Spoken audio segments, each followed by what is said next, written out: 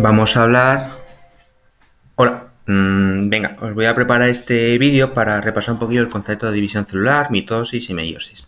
Cuando hablamos de división celular, estamos aludiendo a la función vital de reproducción, la función que permite que a partir de un individuo, o bueno, dos individuos, se originen nuevos individuos que eviten que una especie desaparezca en el tiempo, es decir, que aseguran que esa especie sobreviva en el tiempo. Cuando hablamos de reproducción, cuando hablamos de división, estamos aludiendo tanto a la división que ocurre dentro de organismos pluricelulares y unicelulares para dar lugar a nuevos individuos, tanto como a la división que que llevan a cabo las células, por la cual a partir de una célula se originan nuevas células hijas que son idénticas a la primera. Es lo que se conoce como uno de los postulados de la teoría celular, de una célula siempre se origina a partir de una célula predecesora. Si estamos hablando de células, tenemos que tener muy claro que existen dos tipos de células. Esto se ve desde primero: células procariotas y células eucariotas. En las células procariotas, estas células no tienen núcleo, su ADN se encuentra disperso en el citoplasma. Entonces la división es muy sencilla. Se duplica el material genético, que al estar disperso en el citoplasma se tiene que enganchar a unas estructuras de la membrana que se llaman mesosomas y comienza a iniciarse la división del citoplasma a partir de una invaginación o una segmentación. Este proceso de división en procariotas se llama división simple o fisión binaria. Fisión quiere decir división, ¿vale? En el caso de células eucariotas, hacemos alusión a células que tienen un núcleo definido dentro del cual se encuentra el material genético. Este material genético es 1000 veces en mayor cantidad que en células procariotas. Entonces, a la hora de la división, el ADN, que está en forma de cromatina, se engancha a unas proteínas llamadas histonas, formando unos paquetitos llamados cromosomas, que permiten la división organizada de las células y el reparto de este material en las células hijas. La división en células eucariotas se puede llevar a cabo por dos procesos diferentes, el de mitosis y el de meiosis, ¿vale? En el proceso de mitosis, el resultado tras la división celular son células que son todas clones, son idénticas entre sí e idénticas a la célula de la cual se han originado. En el proceso de meiosis, lo que se forman son gametos, células sexuales. Tanto en organismos pluricelulares se pueden dar lugar tanto la mitosis como la meiosis, ¿vale? Es decir, en organismos pluricelulares ocurren los dos procesos, ¿vale? Parto en un ciclo biológico de dos organismos progenitores, dos individuos adultos de distinto sexo, que van a tener reproducción sexual, es decir, un tipo de reproducción en la que participan gametos. Pues bien, el proceso por el que se forman estos gametos es el proceso de meiosis. A partir de las células madre de los gametos, espermatogonias o ovogonias que se encuentran en las gónadas, lo que se van a formar son las gametos o células sexuales, que al unirse dan lugar a la célula inicial, célula huevo o cigoto. Este cigoto se va a multiplicar para dar lugar a individuos con la cantidad de células que tiene un organismo pluricelular. Pues bien, todas esas células que se forman desde el cigoto hasta el estado adulto lo hacen a través de mitosis, ¿vale? Una vez que ese individuo hijo alcance la madurez sexual, dentro de sus gónadas volverá a repetir el proceso de meiosis y dar lugar a nuevos gametos. Bien, entonces vamos a explicar primero mitosis y después meiosis. Lo primero que tenemos que tener en cuenta es el concepto de ciclo celular, ¿vale? El ciclo celular es todo el periodo de vida de una célula, desde que se forma como resultado de una división hasta que ella misma se divide, ¿vale? Este ciclo celular se divide en dos fases principales. Una primera fase que se llama fase de reposo o interfase, que dura prácticamente todo el ciclo de vida de la célula, y una segunda fase muy breve en el tiempo, que es la fase M o fase de división, ¿vale? En la que se produce la división de la célula, ¿vale? Ahí tenéis ese mismo ciclo. Empiezo desde donde aparece la célula inicial. Hay un periodo de tiempo que es la interfase, que a su vez se subdivide en tres fases diferentes. La fase G sub 0, que es la fase en la cual la célula aumenta su tamaño, se acaba de formar, aumenta el número de orgánulos y de otras moléculas, porque esta célula va a dar lugar a otras células. Entonces, ahí aumentan sus orgánulos, se acaba de formar. La fase G sub 0 es la fase en la que se va a quedar la Comunidad de Madrid durante todo el confinamiento, porque no hay manera de que se queden en su casa. Una segunda fase, que es la más importante de la interfase, que es la fase S, que es la fase de síntesis o de replicación o duplicación del ADN y de las proteínas asociadas. Como esta célula se va a dividir y va a dar lugar a dos células idénticas que tienen que recibir el mismo material genético, es en esta fase S o de síntesis donde se produce esa copia. ¿Vale? Y una fase G1 en la cual esta célula va a estar ya preparada para iniciar el proceso de división o de mitosis. Bien, durante esta interfase, el aspecto que tiene un núcleo es muy característico. Aparece una membrana nuclear dentro de la cual se encuentra el ADN y este ADN se encuentra descondensado, formando largas hebras o filamentos de cromatina. Creo que habréis dado que esta cromatina puede tener dos aspectos, una un poquito más compacto que se llama eucromatina, una un poco más disperso que se llama heterocromatina. Al revés, una más disperso, que es la eucromatina, porque es la que se puede replicar, es la que se puede transcribir y traducir, y una un poquito más compacta, que es la heterocromatina, que es la que no se transcribe ni se traduce, ¿vale? Y aparece una estructura muy visible que es el nucleolo, que es el lugar donde se sintetizan las subunidades de los ribosomas, ¿vale? Este es el aspecto de un núcleo de interfase que cambia mucho con lo que es un núcleo en división. Bien, pues una vez que ha concluido la interfase, que la célula se encuentra ya lista para su división, aparece 4 fases consecutivas, ¿vale? 4 fases que reciben el nombre de profase, metafase, anafase y telofase. Me ha faltado una diapositiva antes que vinieran las 4, pero bueno. Pro, meta, ana y telofase.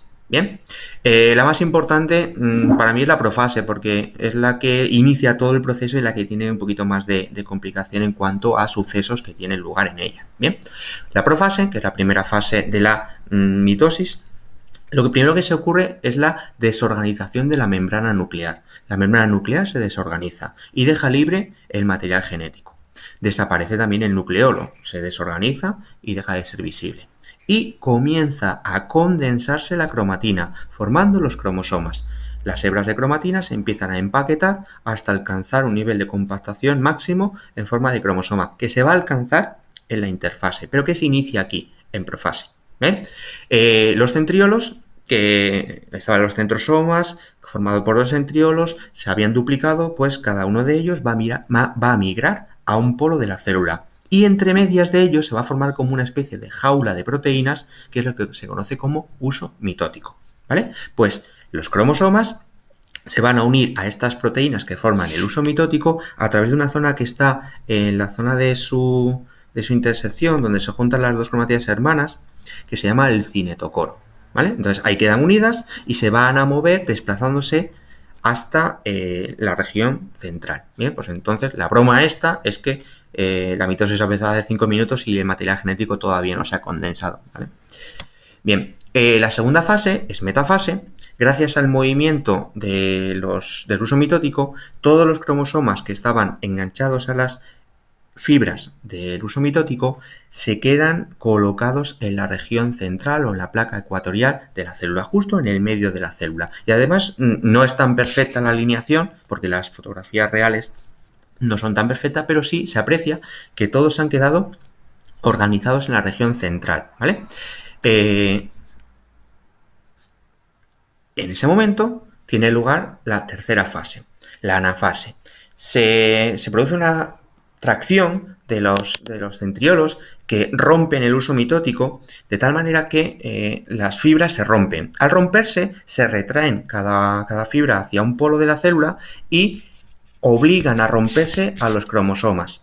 Entonces, los cromosomas se rompen por el punto más débil que tienen, que es el centrómero, que era el punto de unión entre las dos cromátidas hermanas. Se rompen y arrastran cada una de las cromátidas a un polo de la célula. En este momento concreto, dejan de llamarse cromátidas hermanas y pasan a llamarse cromosomas hijos. De tal manera que cuando concluye la anafase y se inicia la última fase de la mitosis, que es la telofase. La telofase es muy fácil de aprender porque es todos los procesos contrarios a lo que ocurría o acontecía en la profase. Si había desaparecido la membrana nuclear, ahora se reorganiza la membrana nuclear. Que había desaparecido el nucleolo, aparece el nucleolo. Que la cromatina se había condensado formando cromosomas, comienza a descondensarse. Y el uso mitótico desaparece. De tal manera que en esta fase ya lo único que queda es la división del citoplasma. Bien, pues esa fase se llama citocinesis. La citocinesis es la división del citoplasma para que a partir de una célula que en este momento tiene dos núcleos, se formen dos células hijas. Y esta citocinesis tiene lugar de manera diferente en células animales y en células vegetales. ¿Por qué? Por la existencia de pared celular vegetal. En el caso de células animales, al no haber pared celular, las dos células, la célula con los dos núcleos comienza a estrangularse. Se forma un anillo contráctil en la región central. Ese anillo contráctil empieza a estrecharse hasta que al final se rompe, dando lugar a dos células hijas. Yo cuando lo explico en clase pienso en el típico globo que empiezas a retorcer de tal manera que quedan dos globos más chiquititos unidos por el estrangulamiento. Pues imaginaros que pudiera separarse, ¿vale? En el caso, mira, esta es la imagen de las galletas, esto sería una división animal perfecta, ¿vale? Y en el caso de células vegetales, la existencia de una pared rígida de celulosa impide el estrangulamiento de la célula que se va a dividir, de tal manera que la división del citoplasma, la citocinesis vegetal, tiene lugar por la formación de una pared llamada fragmoplasto que divide las dos células hijas. Esta pared o este fragmoplasto se forma a partir de las vesículas liberadas por los aparatos de Golgi de las dos células hijas, ¿vale? De tal manera que al final queda dividiendo esa célula en dos y las dos células quedan pegadas. Además, aparece una serie de interconexiones que permiten el contacto entre los citoplasmas de estas dos células hijas, ¿vale? Entonces, la citocinesis vegetal ocurre por tabicación, por la formación de un tabique llamado fragmoplasto, ¿vale? Lo más importante de la mitosis es su significado biológico, es decir, ¿para qué sirve? En organismos unicelulares es un mecanismo de reproducción asexual. Permite que a partir de una célula se obtengan muchas células hijas y no participan gametos. Contra que todas esas células hijas que se han formado son genéticamente idénticas, que era una de las características de la reproducción asexual. En organismos pluricelulares, a partir de la mitosis, se produce el crecimiento de un individuo pluricelular. A partir de una célula inicial llamada cigoto se tienen muchas células que forman el organismo pluricelular. Sirve también para la regeneración de células dañadas o perdidas. Por ejemplo, la regeneración de células dañadas de la piel o tras una herida, ¿vale? O, por ejemplo, la de las células madre hematopoyéticas de la línea sanguínea que continuamente se están fabricando, ¿vale? Entonces, de una manera muy tonta, pues en la mitosis, a partir de la célula inicial o cigoto, se produce una serie de multiplicaciones consecutivas hasta dar lugar a un individuo completamente pluricelular. Bien, pues mitosis ventilada. Y la meiosis no va mucho más allá. Antes de empezar con la meiosis, os voy a explicar por qué es necesaria la meiosis. Cuando se produce la fecundación y se juntan la información genética de papá en los espermatozoides, ese espermatozoide más veloz que fue el primero en llegar al óvulo y penetrar en su interior, con la información genética del óvulo, se juntan los cromosomas y se suman. Imaginaros que no hubiera habido meiosis y que todas las células de un organismo fueran con la misma dotación genética. Por ejemplo, en nuestro caso, 46 cromosomas.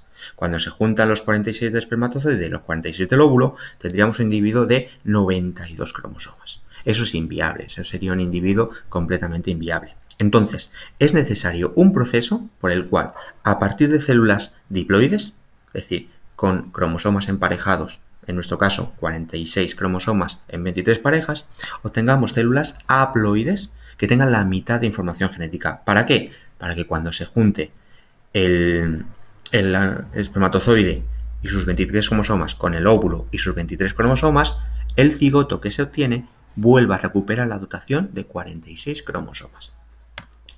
Ese proceso es la meiosis y tiene lugar en las gónadas, tanto en los testículos, espermatogénesis, como en los ovarios, ovogénesis.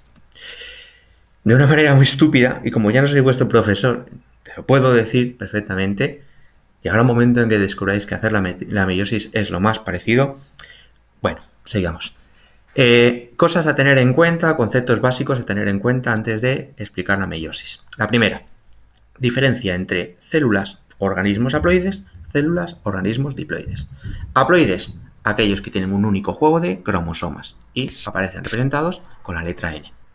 Diploides, aquellos que tienen dos copias para cada cromosoma y aparecen representados con 2N. ¿vale? En nuestro caso, todas las células de nuestro cuerpo son diploides. Tienen 46 cromosomas emparejadas en 23 parejas. Es decir, son 2n igual a 23, salvo los gametos, que son haploides y por tanto son n igual a 23. Esos cromosomas, esos 46 cromosomas que tienen nuestras células, se dividen en 22 parejas de autosomas, que son cromosomas normales, y la última pareja, la pareja número 23, es lo que se conoce como cromosomas sexuales. Son los que nos identifican nuestro sexo biológico. Si somos XX, somos mujer. Si somos X palote, truño o defecto ahí, seríamos hombres, ¿vale? De hecho, el cromosoma Y no es tan perfecto como aparece ahí. El cromosoma Y es un palote, ¿vale? Cromosomas homólogos. En organismos células diploides, los cromosomas están emparejados, ¿vale? A cada pareja se llama cromosomas homólogos. ¿Por qué? Porque son idénticos. Uno lo hemos heredado de nuestro padre, otro lo hemos heredado de nuestra madre. Y tienen los mismos genes colocados en los mismos locus, es decir, en el mismo lugar, para todas las características de nuestro cuerpo. Es decir, cuando se junta la información del espermatozoide y el óvulo, recibimos un cromosoma homólogo que se junta con el homólogo del otro progenitor. Cuando se juntan, a partir de ahí se expresan los genes que sean y salen cosas súper raras. Bien, repito, las células diploides presentan los cromosomas de 2 en 2. Es decir, son cromosomas homólogos con los mismos genes, uno de papá y otro de mamá, ¿vale? Y luego cada uno de estos cromosomas, a su vez, está formado por dos cromátidas que son hermanas, unidas a través del centrómero. Otra diferencia, otra característica que tenéis que tener en cuenta. Células somáticas, células sexuales. Bien, células somáticas son todas las células normales de nuestro cuerpo y son todas diploides, 2n igual a 46. Las que dicen nuestro color de ojos, las que forman nuestros músculos, las que forman nuestra sangre, nuestras neuronas, son células somáticas. Y luego están las células sexuales, que son los gametos, y son haploides, n igual a 23. Estos gametos, n igual a 23, se forman en las células madre de los gametos, que son células diploides y que son las que van a sufrir el proceso de meiosis. Es decir, dentro de nuestras gónadas se encuentran las células madre de los gametos, bien de los espermatozoides, bien de los óvulos. Estas células, que son diploides, 2n igual a 46, van a sufrir dos divisiones consecutivas, hasta dar lugar a células haploides, que son los gametos. Para que lo tengáis muy claro, la meiosis no son más que dos mitosis consecutivas. Son prácticamente idénticas, de tal manera que yo, explicando esto del tirón, me puedo tirar 2 horas explicando mitosis y 10 minutos explicando meiosis, porque solamente hay un punto concreto de la meiosis que requiere un poquito más de atención. Bien, es una división reduccional. ¿Por qué? Porque vamos a obtener células con la mitad de información genética. A partir de células diploides, 2n, vamos a formar células haploides, n. Tiene lugar en las gónadas, tanto los testículos como los ovarios. Se forman siempre 4 células, que son diferentes genéticamente entre sí y diferentes a la célula inicial. Y tiene lugar en dos divisiones consecutivas. La primera de ellas es reduccional. A partir de una célula se tienen dos células hijas. Este cuadradito tendría que ir un poquito más hacia la derecha. Y la segunda división se llama diferencial, porque las 4 células gametos que se obtienen son diferentes entre sí, ¿vale? Por tanto, a partir de una célula diploide, 4 células haploides totalmente diferentes entre sí. Empezamos por la interfase, que es idéntica a la de la mitosis y en la que el punto más importante es la fase S o de duplicación del ADN, ¿vale? Y luego dos divisiones meióticas consecutivas. Una primera reduccional con sus 4 fases, profase, metafase, anafase y telofase, y su citocinesis. Y un periodo breve de interfase en el que no se produce, esto es muy importante, durante esta interfase, intercinesis se llama, no sé si habéis dado ese nombre, que separa la primera división meiótica de la segunda división meiótica, ahí no se produce síntesis o duplicación o replicación del ADN, porque si no lo que obtendríamos no sería haploide. Bien, entonces, Primera división meiótica, obtengo 2 células con la mitad de cromosomas, intercinesis y segunda división meiótica. Y vuelven a repetirse los 4 fases que ya conocíamos. Profase 2, metafase 2, anafase 2, telofase 2. ¿Vale? Se llaman igual, lo único que cambia es el numerito. Y finalmente la última citocinesis. ¿Vale? Al final obtendríamos, como tenéis en el gráfico, 4 células hijas diferentes entre sí y haploides. Bien, lo más complicado de la meiosis es su primera fase, la profase 1. Tan complicada que la hemos dividido en 5 subfases diferentes. Leptoteno o leptotene, cigoteno, cigotene, paquiteno, paquitene, diploteno, diplotene, diacinesis, ¿vale? Esto ya no lo explico yo, lo tenéis en los apuntes. Simplemente que los cromosomas se hacen visibles, se van compactando hasta hacerse visibles, se produce la sinapsis entre cromosomas homólogos, es decir, los cromosomas homólogos quedan en contacto físico. Eso ocurriría en cigotene. Y se produce un sobrecruzamiento o crossing over, intercambiando información genética entre cromátidas no hermanas de cromosomas homólogos, ¿vale? Estos puntos concretos se llaman quiasmas, ¿vale? Cuando llega la diacinesis se produce la condensación máxima del material genético. Bien. Ahí tenéis las 4 fases. Lo más importante ocurre aquí. Este es el punto más importante de la profase. Ahí tenéis los cromosomas homólogos, se produce ese entrecruzamiento, sobrecruzamiento, crossing over entre cromátidas no hermanas de cromosomas homólogos, y cuando estos se rompan, arrastrarán parte de la información genética de la otra cromátida, de tal manera que habrá habido una recombinación genética. Lo tenéis aquí, tenéis los cromosomas homólogos, y este sería el resultado, en el que os fijáis que las 4 cromátidas que observamos son genéticamente diferentes. Segunda fase, metafase 1, los cromosomas que se habían... antes de deciros nada, durante esta profase 1 ocurren los mismos pasos que en la profase de mitosis. Desaparece la membrana nuclear, desaparece el nucleolo, se condensa la cromatina para formar cromosomas, se duplican los centriolos y cada uno de ellos migra a un polo de la célula. Los cromosomas emparejados quedan unidos a estas fibras del uso mitótico y son arrastrados, se ve muy bien aquí, hasta la región central ecuatorial de la célula. Pero fijaros muy bien, en metafase 1 lo que tengo son parejas de cromosomas homólogos, ¿vale? Que están unidos ellos por sus quiasmas y a las fibras del uso mitótico por su centrómero. Bien.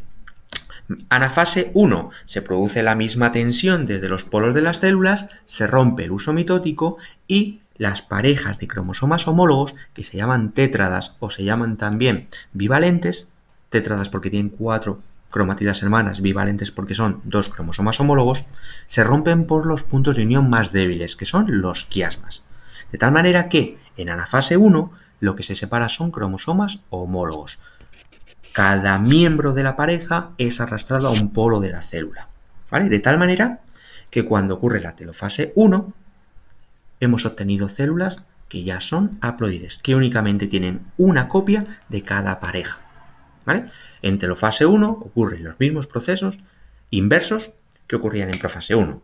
Se descondensa el material genético, se reorganiza el nucleolo, se reorganiza la membrana nuclear y desaparece el uso mitótico. ¿Vale? De tal manera que ya solo quedaría una citocinesis que divida estas 2 células para obtener 2 células hijas, que ya no son idénticas, pero que sí son haploides. Bien, ocurre la intercinesis, aparece un breve periodo de crecimiento de orgánulos, de crecimiento de la célula, y entramos en la segunda división meiótica. ¿Vale? Entonces, en la segunda división meiótica me falta una diapositiva aquí, ya no voy a meter. Ocurre una profase 2, en la cual ocurren los mismos pasos que en la profase de mitosis.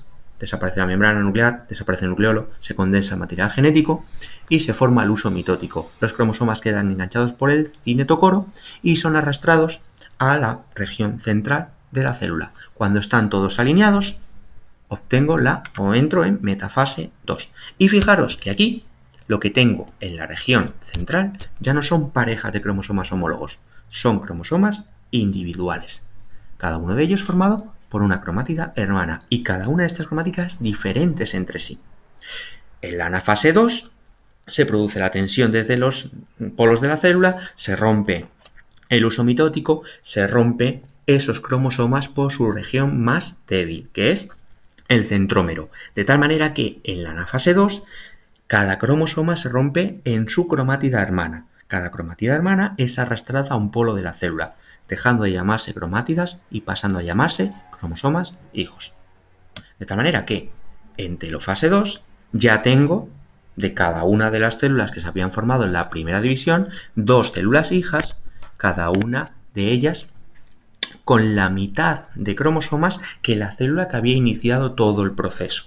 Cada una de estas cromátidas se va a desenrollar dando lugar a un cromosoma, dando lugar a una hebra de cromatina. Entonces, al finalizar la segunda citocinesis, en este caso células animales, obtengo 4 células hijas, cada una de ellas con la mitad de cromosomas de la célula inicial. Y si os fijáis en los 4 dibujillos, todas con información genética diferente. ¿Por qué? Por el proceso de recombinación que ocurrió en la profase 1. Ahí lo tenéis, ¿vale? Entonces, primera célula entra en la primera división, se obtienen 2 células que ya son haploides. Y cada una de esas células sufre, a su vez, una división más, que es diferencial, obteniéndose de cada una 2 células. Por tanto, el balance final son 4 células haploides, genéticamente diferentes, ¿vale?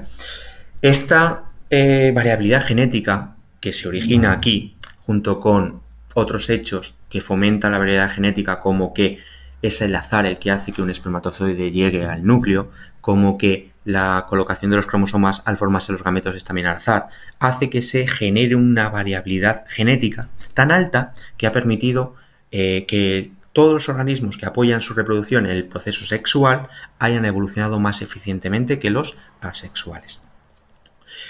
Igual que en la mitosis, el significado biológico de la meiosis es la formación de células haploides, de células con la mitad de material genético, que se van a comportar como gametos. Y además es una fuente de variabilidad genética, que evolutivamente es una ventaja. Ahí tenéis un GIF de amoeba muy tonto en el que se ve los dos procesos comparados. Mientras que en la mitosis obtengo 2 células hijas idénticas entre sí. Y mirad, si parto de una célula diploide 2n igual a 46, después de la mitosis voy a tener 2 células hijas 2n igual a 46. Pero imaginaros que partiera de una célula haploide, que también pueden sufrir mitosis, organismos haploides. Si esa célula fuera, por ejemplo, n igual a 5, las 2 células hijas serían n igual a 5. ¿Bien? Y en el segundo cuadro, en la meiosis, siempre la sufren células diploides, que son células madre de los gametos, y el resultado final son 4 células haploides, n igual a 23, en nuestra especie, con la mitad de cromosomas y genéticamente diferentes. Por eso, las 4 que se obtienen son diferentes. Y se ve mejor aquí. Las 4 caras gilipollas que hay abajo son todas diferentes. Joder.